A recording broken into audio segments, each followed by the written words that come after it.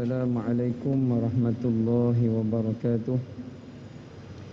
Innal hamdalillah nahmaduhu wa nasta'inuhu wa nastahdihi wa nastaghfiruh wa na'udzu billahi min shururi anfusina wa sayyiati a'malina man yahdihillahu fala mudilla lahu wa man yudlilhu fala hadiya lahu.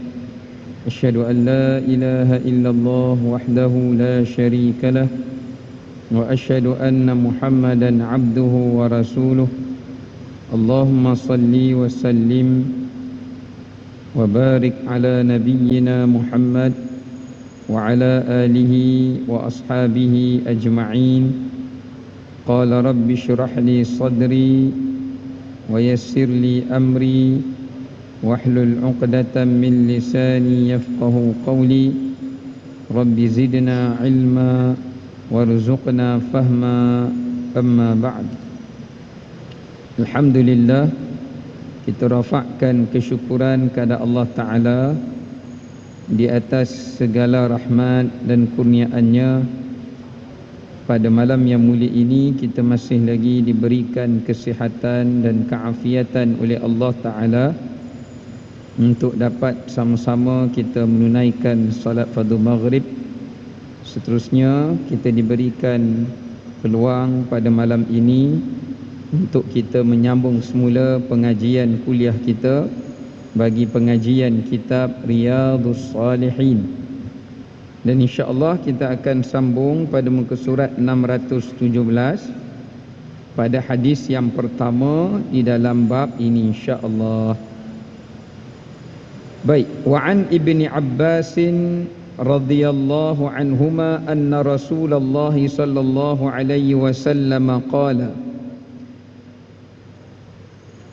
ilbasu min thiyabikumul bayad fa innaha min khairi thiyabikum wa kaffinu fiha mautakum. Rawahu Abu Dawud wa Tirmidzi. Kata Sayyidina Abdullah ibnu Abbas radhiyallahu anhuma, sesungguhnya Nabi SAW bersabda, albisu, pakailah kamu, min thiyabikumul bayad, daripada pakaian-pakaian yang berwarna putih, yakni baju yang berwarna putih. Fa innaha min khairi thiyabikum, kerana pakaian yang berwarna putih itu merupakan sebaik-baik pakaian kamu. Wa kaffinu fiha mautakum, dan ia adalah warna pakaian yang paling kamu mengkafani jenazah kamu atau orang yang mati di kalangan kamu. Baik, berdasarkan pada hadis ini menunjukkan kepada kita tentang harus untuk kita memakai pakaian yang berwarna putih. Namun sebahagian para ulama menyatakan hadis ini menunjukkan hukumnya adalah mustahab. Mustahab ni apa maknanya? Digalakkan. Sebab tu kita kena ingat hukum ni dibahagi kepada 3 dalam pilihan yang diberikan oleh syarak. Yang pertama disebut sebagai sunnah atau sunat. Maknanya benda yang diberikan pahala kepada pelakunya dan sangat-sangat dituntut untuk melakukannya. Yang kedua dinamakan istihbab atau mustahab, yakni sesuatu yang digalakkan, tapi galakkan dia tu tak sampai kepada kedudukan disunatkan atau dituntut. Yang ketiga disebut sebagai ibahah, yakni harus diberikan pilihan, sama ada kita nak pakai warna putih atau kita nak pakai warna selainnya. Tapi bila Nabi bagi arahan, sedangkan baginda tahu warna ni ada macam-macam, namun bila Nabi kata dengan bentuk suruhan, pakailah kamu pakaian yang berwarna putih, maka ini menunjukkan bagi sebahagian para ulama hukum dia bukan bermakna harus, tetapi bermakna digalakkan atau dituntut kalau kita nak mengenakan pakaian, pakailah pakaian yang berwarna putih. Antara warna yang digalakkan oleh Nabi sallallahu alaihi wasallam untuk kita memakainya adalah pakaian yang berwarna putih. Kenapa pakaian yang berwarna putih? Ini dibincangkan oleh para ulama. Karena dalam hadis ini Nabi kata, fa innaha min khairi thiyabikum. Kerana pakaian berwarna putih itu adalah sebaik-baik pakaian kamu. Sebaik-baik warna bagi pakaian kamu. Kenapa Nabi menggalakkan kita untuk memakai pakaian yang berwarna putih? Sedangkan dalam Islam, Nabi tidak mengharamkan, syarak tidak melarang kita memakai pakaian warna apapun, kecuali jika warna itu warna yang menjadi satu kepercayaan atau menjadi satu pemujaan atau penyembahan di dalam mana-mana agama. Tapi kalau dalam agama tu dia ada satu pakaian yang khusus dan dia ada warna yang khusus, dia kata kalau buat baju ni tak boleh warna lain. Kerana ini adalah pakaian upacara ibadat kami atau penyembahan kami. Maka pada ketika itu haram kita memakai baju seperti itu. Tak boleh. Desain yang seperti itu, reka bentuk yang seperti itu dan warna yang seperti itu. Kerana mereka memilih warna itu kerana ada kepercayaan mereka warna itu disukai oleh Tuhan berhala mereka ke, atau warna itu mendatangkan tuah ataupun kelebihan padanya ke, atau warna itu menolak sial. Jadi kita dalam Islam, Nabi larang kita percaya warna ni boleh datangkan manfaat atau menolak mudarat. Cuma dalam banyak-banyak warna yang Islam haruskan, selain dia tidak ada berbentuk upacara penyembahan, selain daripada dia tidak menyerupai amalan orang-orang kafir. Yang ketiga, selama mana warna itu tidak boleh membawa kepada fitnah. Contoh warna yang terlalu pelik, warna yang terlalu menarik perhatian, sampai berkelip-kelip kita tengok pun sakit mata. Ataupun kalau kita tengok pun kita teringin nak tengok berkali-kali. Maka ini adalah warna yang dilarang kerana dia termasuk di antara perkara yang membawa fitnah. Itu pun dia dilarang kena tengok siapa yang memakainya, terutamanya wanita atau muslimah. Baik. Dalam banyak-banyak warna yang paling selamat warna putih. Sebab itu Imam Ibn Hajar dan Imam Nawawi rahimahumullah, mereka berkata, kenapa Nabi kata warna putih ni sebaik-baik warna dan pakaian kamu? Kenapa? Yang pertama, dia adalah warna yang disukai oleh ahli syurga. Kalau kita insya-Allah, Allahumma amin, kalau ahli syurga ni dia berada dan kita dapat berada dalam syurga Allah, antara pakaian sutera yang halus, yang tebal, yang dipakai oleh ahli syurga di dalamnya, antaranya kebanyakannya warna putih. Bukan nak kata warna lain tak ada, ada warna lain. Tapi di antaranya adalah warna putih yang banyak dipakai. Selain daripada ayat Quran, Allah kata istabrak khudrin min istabrak, selain daripada warna hijau. Dan ada juga warna-warna yang lainnya. Baik, itu yang pertama. Yang kedua, kenapa Nabi kata warna putih sebaik-baik pakaian? Kerana dia adalah warna yang paling melambangkan kesederhanaan dan kezuhudan.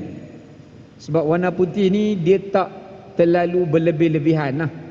Kalau warna lain ni kita tengok dia agak terang dan dia agak nampak berlebih-lebihan. Sedangkan warna putih ni kita tengok mata kita pun tak sakit, dan dia warna yang sederhana, dan dia warna yang mudah diperolehi oleh orang-orang yang biasa. Sebab tu ulama kata kenapa Nabi suka pakai baju putih, kerana bagi masyarakat Arab dahulu di Mekah, baju atau pakaian yang berwarna putih ini adalah menjadi pakaian warna yang mampu dimiliki oleh orang-orang miskin. Sebab di Mekah dulu baju yang berwarna selain putih dan hitam dia tidak mampu untuk dipakai oleh kalangan golongan orang-orang yang lemah atau orang-orang yang kurang pendapatannya. Sebaliknya dia dipakai oleh golongan-golongan atasan warna selain putih ni, dan juga kalangan golongan orang-orang yang memiliki harta kekayaan yang banyak. Sebab tu Nabi suka pakai baju warna putih kerana menjadikan kesederhanaan dan tidak berlebih-lebihan. Walau bagaimanapun pakai warna lain pun tak ada masalah.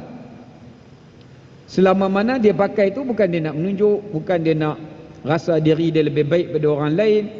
Selagi mana dia tidak bertujuan begitu, tidak menjadi masalah.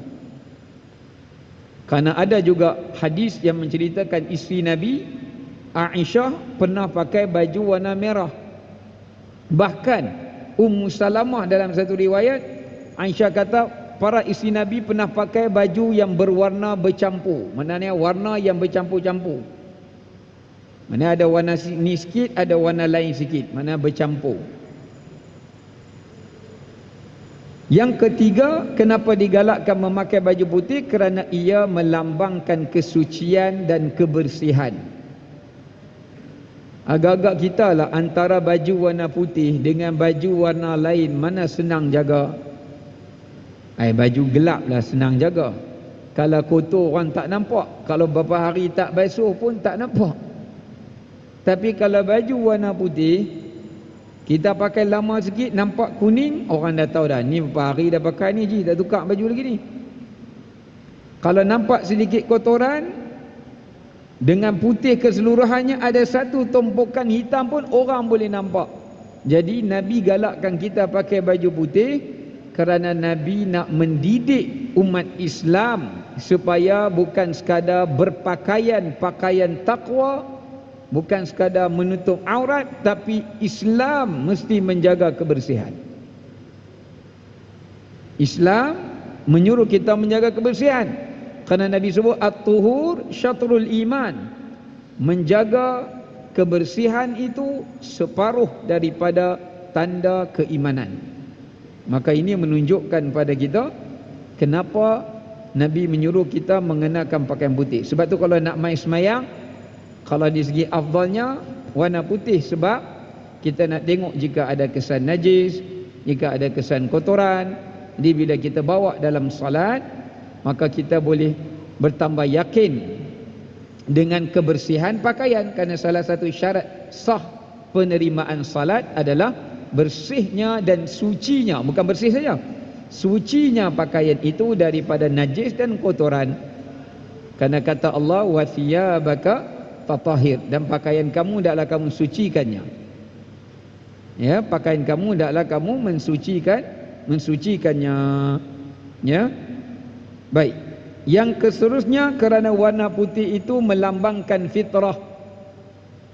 Melambangkan fitrah. Kerana nak mengingatkan kita kepada fitrah dan mengembalikan kita kepada fitrah. Ingat tak peristiwa Isra' dan Mi'raj? Ketika sebelum Nabi di Mi'raj, malaikat Jibril memberikan tawaran 2 minuman dekat Nabi SAW. Satu susu yang berwarna putih, satu arak. Maka baginda Nabi SAW memilih susu. Kerana bukannya nak katakan nak naik langit kena minum susu. Tak minum susu pun boleh naik. Tapi nak menunjukkan fitrah. Orang yang nak sampai kepada Allah, orang yang nak amalan dia sampai kepada Allah, nakkan rohnya sampai kepada Allah setelah kematiannya, doanya sampai kepada Allah, jadi dia mesti ada nilai fitrah. Apa fitrah?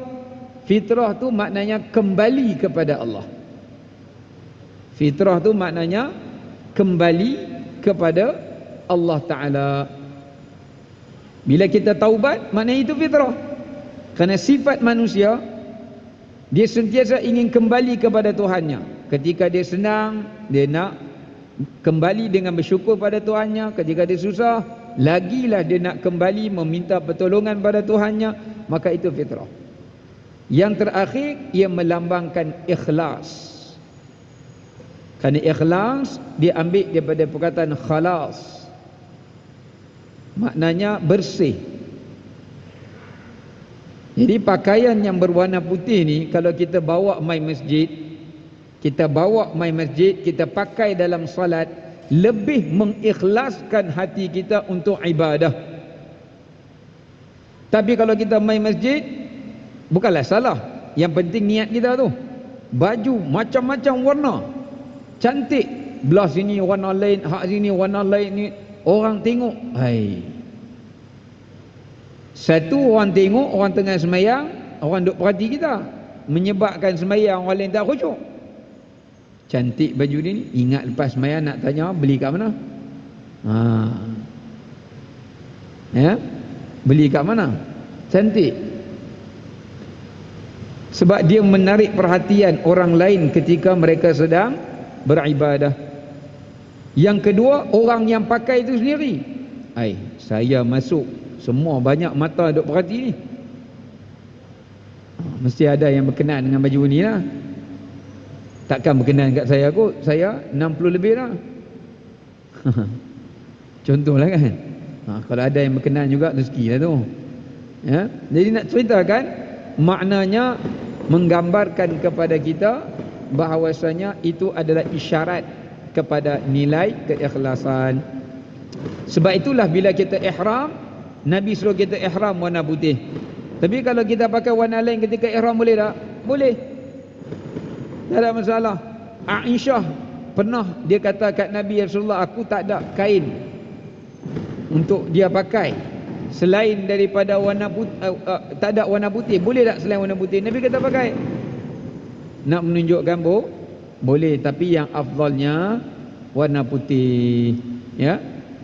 Sebab itulah Nabi menyuruh juga untuk dijadikan warna putih itu dipakaikan untuk dikafani kepada orang yang telah meninggal dunia. Yang ni poin yang terakhir. Nabi bukan suruh warna putih ni dipakai ketika untuk orang hidup. Nabi juga menyuruh warna putih ni dipakai bagi orang yang mati. Jadi kata Al-Imam Ibn Hajar, warna putih ni bila kita pakai, dia mudah membantu kita untuk mengingatkan kita persediaan menghadapi kematian. Baik itu ulama dulu, kalau kita tengok serban dia besar, dia tak pakai serban halus macam kita. Serban dia besar macam tu. Kalau sujud tu, mau tahan tu berapa kilo? Berat, tak adalah berkilo, tapi nak kata berat lah. Besar serban mereka. Kadang-kadang mereka lilit serban sampai tertutup telinga mereka. Kenapa? Kerana sebahagian qaul ulama mengatakan, mereka mengatakan jika mereka mati di mana-mana, ketika musafir, ketika mengembara, mengajar ilmu, mencari ilmu di padang pasir, tak ada kain lain nak mengkafani mereka, mereka telah sediakan kain putih itu di kepala mereka dan mereka bawa ke mana-mana. Maka sebab itu warna putih ini adalah warna yang boleh mengingatkan kita tentang kematian dan membantu kita untuk kita membuat persediaan menghadapi mati. Kalau kita pakai baju lain, kalau ada warna putih, mereka terpaksa buka baju kita dulu, ganti dengan pakai warna putih. Tapi kalau dah ada baju warna putih, maka mereka hanya perlu, kalau dalam keadaan darurat, mereka kafankan saja kita dalam keadaan yang seperti itu, dan kita dapat tunaikan yang afdal. Melainkan kalau putih tak ada juga, darurat juga, tak apalah warna apa pun. Tapi kalau ada yang putih, maka dia lebih diutamakan. Ya. Baik.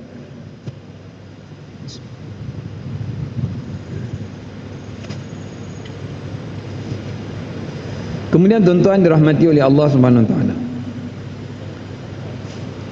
kita balik kepada hadis yang kedua.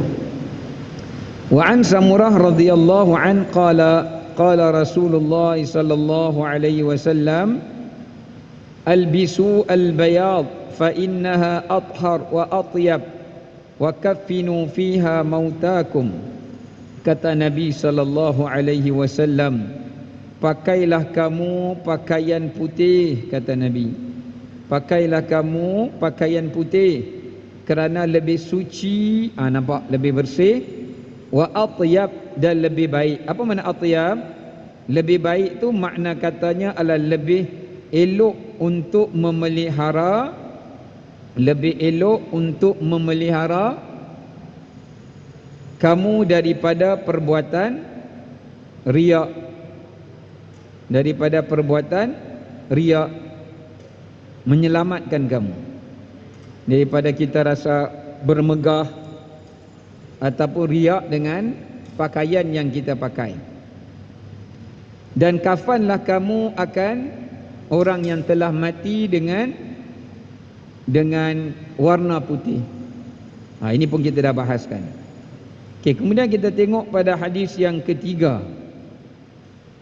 Hadis yang ketiga, wa 'anil Barra radhiyallahu an qala kana Rasulullah sallallahu alaihi wasallam marbu'an wa laqad ra'aituhu fi hullatin hamra ma ra'aitu syai'an qad ahsana minhu, muttafaqun alaih.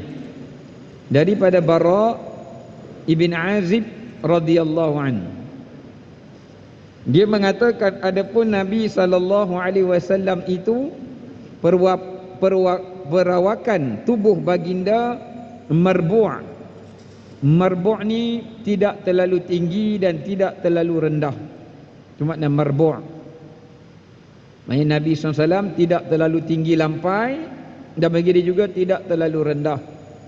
Ini ada disebut dalam kitab Syama'il, dada baginda bidang, ya. Dan kata Bara, satu ketika aku pernah melihat Nabi SAW mengenakan satu pakaian yang berwarna merah, dan tidak pernah aku melihat seseorang yang lebih elok dan cantik mengenakan pakaian merah itu berbanding Nabi SAW. Ini kata Bara radhiyallahu anhu. Sebelum tu tuan-tuan, sebelum saya nak uraikan maksud hadis ni, kita sebut tadi warna putih ni elok, tapi tuan-tuan kena faham, orang perempuan walaupun kata kalau dia nak beramal dengan hadis ni, dia nak pakai warna putih, tapi mestilah warna putih yang tidak nipis atau warna putih yang tidak jarang. Ada juga yang saya jumpa, dia kata saya suka warna putih Ustaz, tapi kain, jenis kain dia tu kain yang jarang. Tapi dia kata kat saya, Ustaz suruh kata pakai putih bagus. Bila saya pakai putih, orang pakat duk tengok saya. Saya pakai warna hitam tak ada sangat orang tengok, warna putih orang pakat duk tengok. Saya kata dia tengok apa? Yang tengok tu siapa? Dia tengok orang lelaki yang tengok. Rupanya kain dia itu tidak terlalu tebal. Jadi bila tak terlalu tebal, bila dia pakai menampakkan pakaian dalamnya. Jadi depa ni tengok. Jadi sebab itu kalau dia nak pakai pakaian yang berwarna putih, hendaklah dia memilih jenis kain yang bersesuaian, yang tidak menampakkan warna kulitnya atau warna pakaian dalamannya. Kalau dia kata dia nak amalkan perintah Nabi yang menggalakkan pakaian warna putih, tapi jenis kain itu menyebabkan dia termasuk dalam golongan ahli neraka, seperti yang Nabi sebut, akan muncul akhir zaman wanita-wanita yang berpakaian yang menutup aurat tetapi ariyat, telanjang. Nabi kata dia tutup aurat tapi macam orang telanjang, kerana nipisnya, jarangnya atau ketatnya. Maka dosa mereka sama seperti orang yang tidak menutup aurat. Maka disebabkan kerana itu, kalau kita nak pilih pakaian warna putih untuk isteri kita, pilihlah. Atau dia nak beli, kita sebagai suami kena tengok, kena cek. Bukan serah dia beli macam tu saja. Ni abang tengok baju putih awak ni nipis sangat ni, pergi tukar baju lain lah.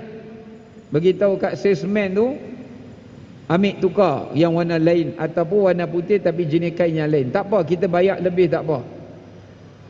Ini misalannya. Baik, kita kembali balik pada hadis tadi. Baik, pada hadis Bara' ini menjelaskan pada kita, yang pertama, bagaimana kesempurnaan susuk tubuh Nabi sallallahu alaihi wasallam. Sebab tu ada satu syair, kalau tuan-tuan pernah dengar kisah sahabat yang bernama Hassan ibn Thabit radhiyallahu anhu. Hassan ibn Thabit, salah seorang sahabat Nabi radhiyallahu an, yang dia masuk Islam. Dia masuk Islam, tuan-tuan, bukan sebab dia dengar dakwah Nabi. Dia masuk Islam sebab dia tengok rupa paras Nabi sallallahu alaihi wasallam. Ada tak kalangan tuan-tuan, dia tengok satu orang, handsome-nya, terus saya nak belajar. Jarang orang macam tu. Kamu ni datang belajar dengan saya ni sebab apa? Sebab saya suka tengok Ustaz handsome. Bukan sebab saya nak belajar pun. Jaranglah orang macam tu kan. Kerana Hassan ibn Thabit, dia dulu sebelum Islam, dia tukang syair. Dia ahli syair. Dia antara tokoh syair di kalangan orang Arab yang hebat. Baik-baik syairnya orang Arab tulis di kelambu Kaabah dan dihiasi pada Kaabah Baitullah. Nak kata sampai tahap macam tu lah dia punya kehebatan syair dia. Sampai orang musyrikin pemimpin Quraisy bagi tawaran kat dia, "Wahai Hassan, aku nak kamu reka beberapa bait syair supaya engkau ejek dan hina rupa paras Muhammad ini. Sebab orang lain duk buat syair hentam agama dia, hentam ajaran dia. Tapi kali ini kau punya syair luar biasa. Aku nak engkau ejek rupa paras dia." Tapi Hassan kata, kalau saya nak cerca rupa paras dia pun, bagilah saya tengok orang dia dulu. Kalau saya tengok mana muka dia yang tak elok, kat situlah saya akan ambil yang kekurangan tu, saya buat syair, saya hentam kau-kaunya. Contoh macam orang tengok muka kita lah, bila dia ada bahagian dia tak berkenan dengan muka kita tu, yang kurang tu, sepet ke, hidung besar ke, kat situlah dia buat syair hentam tu. Hasan kata, kena bagi syarat macam tu. Kalau tidak, aku tak boleh buat syair. Kalau macam tu, tak apa. Kalau kau nak tengok sangat muka Muhammad ini, dan aku nak kau mengarang bait syair itu, kau tunggu di pintu ini, dia akan masuk. Dia akan masuk, menuju ke Kaabah, dia akan solat. Selepas disebutkan, kau akan tunggu di sini, kerana dia akan datang di sini dan dia akan mengerjakan solat setelah terbit matahari. Hasan tunggu. Dia dah sedia, pegang pen semua. Bukan pen lah, kata dah tulis nak catat ni, muka macam mana ni. Bila Nabi SAW masuk, Hasan tengok wajah Nabi daripada hujung rambut sampai hujung kaki. Dia tengok, dia terbeliak. Sampai dia kata, dalam bait syair dia yang sampai sekarang ulama baca, dia mengatakan, subhanaka ma khuliqta kama tasha. Subhanallah, maha suci Allah, dia ini diciptakan fizikalnya mengikut macam mana yang dia nak. Maknanya Allah cipta Nabi Muhammad ni mengikut apa yang Nabi Muhammad minta, Allah akan buat. Contoh, saya nak kulit macam ni, saya nak hidung macam ni, saya nak mata macam ni, Allah buat. Seolah-olah macam tu. Kita ada minta nak mata macam mana, hidung macam mana, kulit macam mana. Tak ada, lain-lain macam tu lah. Itu kata Hasan, perumpamaan dia. Last sekali bila dia dengar pula Nabi menegur dia dan Nabi membaca Al-Quran, dia terus masuk Islam. Tapi sebelum dia nak masuk, hati dia telah terbuka untuk menerima hidayah daripada Allah, hanya semata-mata dia tengok wajah Nabi Muhammad sallallahu alaihi wasallam. Sebab tu kadang-kadang orang yang soleh ni, kita mai duduk tengok wajah dia pun, belum dengar dia cakap pun, hati kita dah tenang. Allah campakkan ketenangan dalam jiwa kita. Setengah orang dia belum cakap, dia mai duduk sebelah kita, kita tengok muka dia, hati kita jadi serebut. Kalau dia cakap, lagi pening kepala. Ada juga yang macam tu. Baik. Jadi yang pertama, menunjukkan pada kita rupa paras Nabi sallallahu alaihi wasallam yang amat sempurna dan yang amat indah, ya, yang amat indah. Itu yang pertama. Dan kita sebagai umat Nabi, tuan-tuan, kita mesti mengetahui dan mengingati bagaimana rupa paras Nabi sallallahu alaihi wasallam. Waktu tuan-tuan kena baca kitab Syama'il, beli kitab Asy-Syama'il, baca di dalam bab rupa paras Nabi sallallahu alaihi wasallam. Sebab sahabat Nabi, mereka hafal rupa paras Nabi, sebab tu mereka riwayatkan kepada kita. Untuk apa? Saya nak tanya tuan-tuan, tuan-tuan pernah tak riwayatkan rupa wajah Tok Wan, atuk dekat anak? Ada? Kita panggil anak kita, nak duduk. Gambar tak ada ni, gambar tak ada. Kita cerita kat anak kita, dia sempat jumpa kita, tapi atuk dia tak sempat. Dia kata, anak kata, ayah, atuk dah meninggal kan? Ya. Macam mana muka atuk? Muka macam ayah ke?